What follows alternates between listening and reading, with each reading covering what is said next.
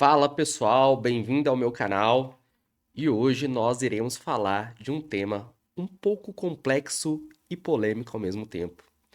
Vamos trabalhar uma parte específica da história que é conhecida tanto nas escrituras sagradas como autores como Eric Fugly vai trabalhar em seu livro. Então, é conhecida essa época, esse momento histórico como Israel e a Revelação. O que Israel tem ou ofereceu ao mundo como um presente para todas as nações? E aqui você vai entender perfeitamente o que nós estamos querendo dizer com presente, Israel e tudo mais. Venha comigo.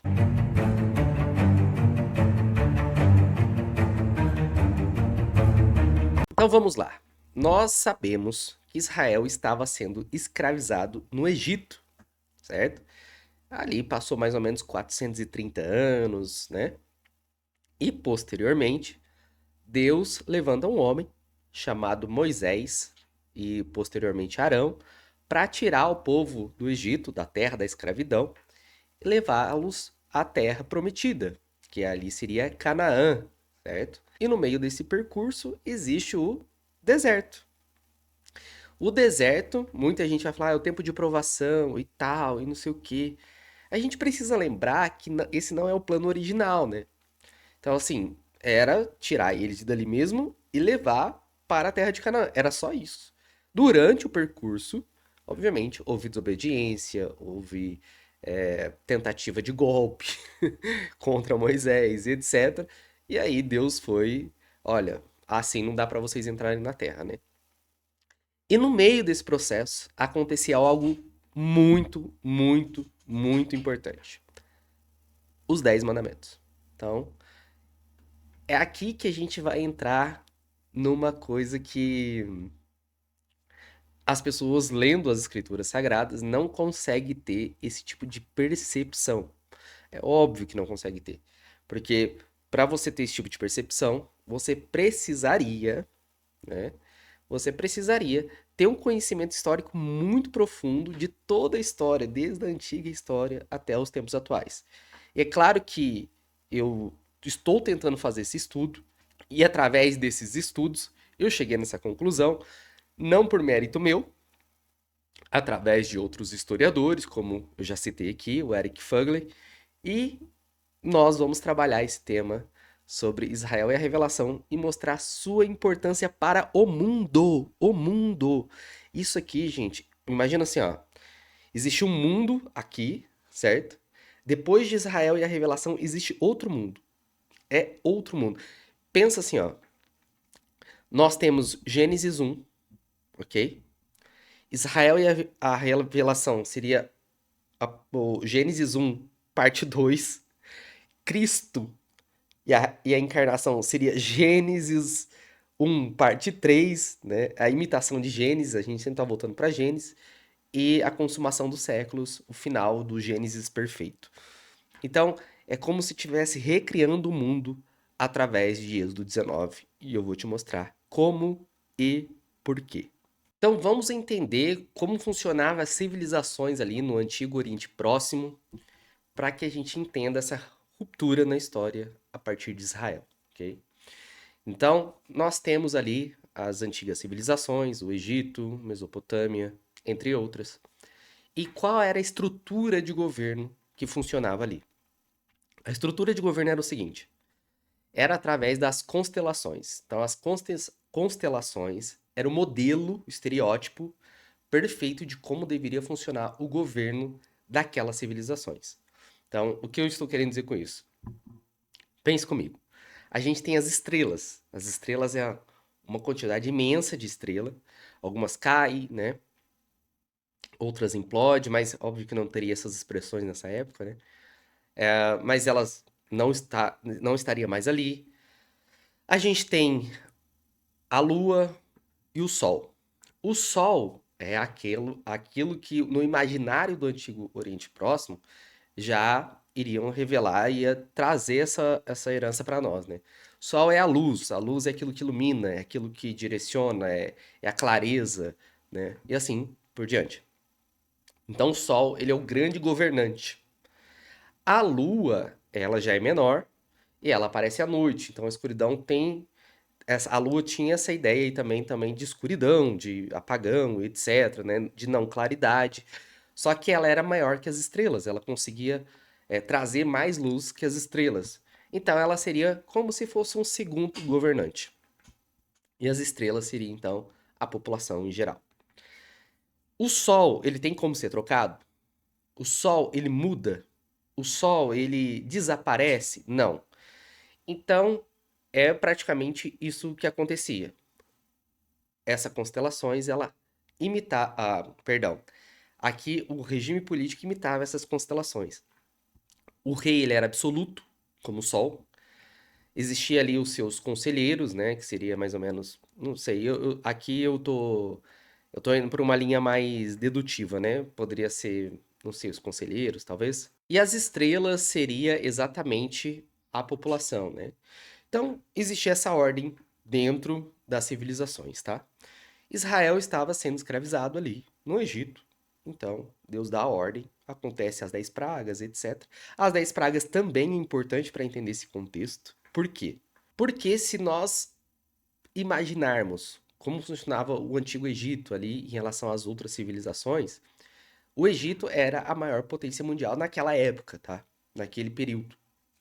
Então, o que eles estão fazendo com os magos, se você fizer isso, nós também fazemos. Se você sangue, nós também fazemos, etc. Deus está mostrando que o único ser poderoso, maior do que o Egito, a divindade maior do que qualquer divindade do Egito, que é a maior potência, é o próprio Deus de Israel, o Deus verdadeiro. Não é à toa que quando eles invadem Canaã, Raabe diz, né, nós sabemos o que o seu Deus tem feito nas nações. Então, não me mate, etc. Ela é poupada e até se torna a linhagem do próprio Cristo. Então, a gente tem a primeira parte aqui, Deus se mostrando maior do que a maior civilização, a maior potência do mundo, né, naquela época, e destruindo e mostrando seu poder acima dos outros deuses, os deuses do Egito. E aqui ele destrói, então, ele demonstra, ele humilha os deuses do Egito e tira Israel. Israel, na travessia, Deus vai dar os mandamentos. E não só os 10, mas todos os mandamentos. Todos eles importam para essa nova recriação da humanidade, tá? Por que que eu digo isso? Porque lembra que eu falei do sol, do rei, do faraó e etc? O rei, ele era o mediador entre Deus, os deuses, né, e a sociedade. Então, ele era o único. Inclusive, o faraó ele é considerado a reencarnação, se eu não me engano, dos deus Horus, né? Alguma coisa assim. Então, se você, por exemplo, pecasse, ou melhor dizendo, se você desobedecesse a alguma lei civil, ok? Uma lei civil dentro da nação desses deuses que são soberanos, são intermediários entre os deuses, etc., ou até a própria reencarnação de Deus, dos deuses deles, né? Você não estaria apenas descumprindo uma lei civil, mas você estaria pecando. Presta atenção nisso que eu falei. Você tem um governante que, se você desobedece o governante, você não tem apenas uma punição cívica, você tem uma punição divina, ok? Então, isso é muito importante, porque o mesmo rei que ele dominava sobre as nações, ele tem poder judicial, ele tem poder civil e ele tem o poder religioso. Então, era duas personalidades em uma só. Ele comandava tanto o poder religioso, que era muito forte naquela época, não é como é hoje, né? E também o poder civil. E é óbvio que ele estava acima de qualquer coisa. Você está discutindo com uma encarnação de um deus, né? Você está discutindo com aquele que tem acesso aos deuses. Não, a gente não está falando qualquer coisa. Nem no período da Igreja Católica, né? Quando ela passa a ter autoridade sobre os príncipes, ela era assim, não tinha nem esse poder. Então a gente está falando de algo muito superior, algo que nós, principalmente nós, né, que vivíamos na pós-modernidade, jamais imaginaremos esse tipo de poder que ele tinha sobre a população. Aí entra Israel. Israel, quando Deus dá os mandamentos para eles, todos os mandamentos, não somente os 10, a gente vê aqui Moisés agora como líder civil e Arão como líder religioso. E Deus estava acima dos dois. Eles não poderiam governar, né, um na área do outro, e Deus estava ali acima dos dois. Só lembrando, né, quando Deus vai realmente fazer aliança com Israel, ele separa a tribo de Levi, né? Então é a partir de Arão que vai ser o sacerdote, não a partir de Moisés. Moisés é chamado antes. Na aliança é a partir de Arão, tá? Então a gente precisa ter isso bem em mente. Então agora, pela primeira vez na história, que a gente está falando de um protótipo, né? Não do ápice de alguma coisa, da finalidade última desse tipo de sociedade, o protótipo do qual todas as civilizações posteriores iriam vir a seguir. O poder religioso separado do poder civil. Ao ponto que, posteriormente, quando Israel entra na terra, estabelece-se ali e cria-se uma monarquia. É importante lembrar que o rei não poderia ser sacerdote, o sacerdote não poderia ser rei. Então, vamos lembrar o que eu disse no início do nosso vídeo. Israel, ele quebra a história ao meio, e aqui para trás existe um tipo de governo, a partir daqui existe totalmente outro, diferente. Porque Davi, Saul, Salomão, todos os reis de Israel, eles não eram considerados a encarnação de um Deus. Eles poderiam ser considerados traidores do próprio Deus, como foi Saul, tá? Então, você não tem mais esse rei que media entre a população, né, e Deus, no sentido absoluto. Você não existe mais, não existe isso mais. Então, se você quebrasse alguma lei, é óbvio que você tinha as leis religiosas, ainda a lei religiosa era muito intrínseca na sociedade, mas você poderia ter leis não tão severas quando era em outros regimes nas outras civilizações no Antigo Oriente Próximo. Então, o primeiro ponto aqui. Então, nós temos o que aqui? A separação do poder civil do poder religioso. É óbvio que não era totalmente separado, não era o ápice, como eu disse, né? Dessa ideia, não era a conclusão, não era a perfeição dessa ideia, mas era a semente. Era algo que foi plantado na única civilização do mundo. Ali existente, a única civilização do mundo que seguiria esse parâmetro seria Israel. Outro ponto. Nas civilizações antigas, se você, como eu disse, descumprisse alguma lei civil, você também era penalizado através de uma lei religiosa. Era uma coisa só, era uma teocracia, né? Por assim dizer. Severa, cruel, porque os deuses queriam sacrifícios humanos e etc. Então, é outra coisa que a gente precisa discutir, né? E aí nós temos o que nós hoje podemos chamar. Presta atenção no que eu tô falando, tá? Não tô falando que é isso, é só para você fazer a referência. O STF de Israel, né? O que significa isso? Por exemplo, você poderia reclamar de alguma decisão que os juízes, né, que Moisés vai separar ali, juízes de 1000, eu acho, de 100, de 10. Então, se você achasse que você foi julgado ruim nesses juízes aqui maior, você ia o juiz de 10, etc., até chegar em Moisés. Moisés era como se fosse o Supremo Tribunal Federal, né, o que daria a última palavra.